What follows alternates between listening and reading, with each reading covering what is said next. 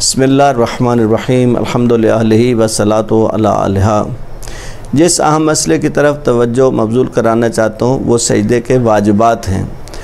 सजदे में 7 चीज़ों का ज़मीन पे लगना वाजिब है। आपकी पेशानी, आपके हथेलियाँ उंगलियों के समेत 2 घुटने और पाँव के 2 अंगूठे। बाकी उंगलियां लगे तो बेहतर है, न लगे तो कोई मसला नहीं होता, लेकिन अंगूठे का ज़मीन पर लगना वाजिब है। लेकिन अगर अंगूठे के नाखन इतने बड़े हो जाएं कि आपका अंगूठा ज़मीन पे न लग रहा हो तो नमाज बातिल हो जाती है। लिहाजा इन चीज़ों का ख्याल करना सजदे में लाजिम है।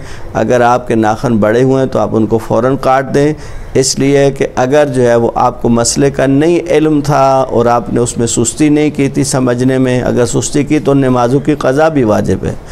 और अगर आपको मसला नहीं पता था और आपने सुस्ती भी नहीं की थी तो वो नमाज़ें इंशाअल्लाह सही मानी जाएंगी। लेकिन अगर बाद में सुस्ती करेंगे और इसकी रियायत नहीं करेंगे तो नाखन बड़े होने से नमाज का सजदा बातिल हो जाता है। सजदा बातिल होने का मतलब है कि नमाज बातिल हो जाती है। वसल्लल्लाहु अला मुहम्मद व अलैहि तहार।